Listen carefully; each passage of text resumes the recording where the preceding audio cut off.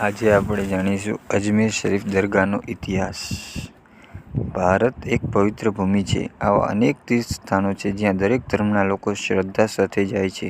એવું જ એક તીર્થ સ્થળ છે અજમેર શરીફ દરગાહ.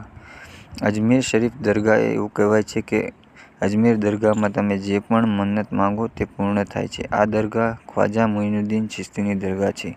રાજસ્થાન રાજ્યના અજમેરમાં આવેલ ખ્વાજા મુઈનુદ્દીન ચિશ્તીની દરગાહ ભારતના મુખ્ય યાત્રાધામોનું એક છે. આ દરગાહ પિંક સિટી જયપુરથી લગભગ 135 કિમી દૂર છે. ચારે બાજુથી અરવલ્લીની ટેકરીઓથી ઘેરાયેલું છે.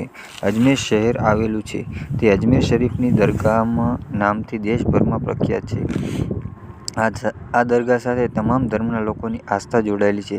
તેને સાર્વત્રિક સંવાદિતાનું અદ્ભુત ઉદાહરણ પણ માનવામાં આવે છે. ખ્વાજા સાહેબની દરગાહમાં તમામ ધર્મના લોકો આવે છે.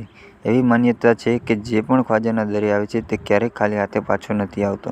અહીં આવનાર દરેક ભક્તની મનોકામના પૂર્ણ થાય છે.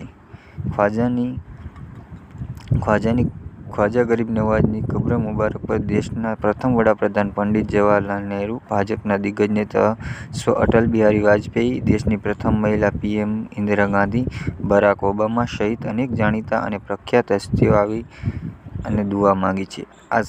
આ સાથે ખ્વાજાના દરબારમાં મોટા મોટા રાજનેતાઓ અને સેલિબ્રિટીઓ અવારનવાર આવતા હતા અને તેમની આસ્થાના પુષ્પો અર્પણ કરી ચાદર અર્પણ કરતા હતા. એવું માનવામાં આવે છે કે લાખો ધર્મોની આસ્થા સાથે જોડાયેલી અજમેર શરીફ દરગાહનું નિર્માણ સુલતાન ગિયાસુદ્દીન ખિલજીએ કરાવ્યું હતું. ત્યારબાદ મુગલ બાદશાહ હુમાયુની સાથે ઘણા મુગલ શાસકોએ તેનો વિકાસ કરાવ્યો હતો. આ દરગાહમાં માથું ઢાંકીને કોઈ પ્રવેશી શકતું નથી. માત્ર વાળ ઢાંકીને ખ્વાજાની કબર પર નમવાની છૂટ છે. આવો જાણીએ અજમેર શરીફનો ઇતિહાસ, તેની રચના, નિયમો અને તેનાથી સંબંધિત કેટલાક અજાણ્યા અને રસપ્રદ તથ્યો વિશે. અજમેર શરીફની દરગાહમાં બનેલા 4 મુખ્ય દરવાજાઓમાં આ સૌથી સુંદર અને આકર્ષક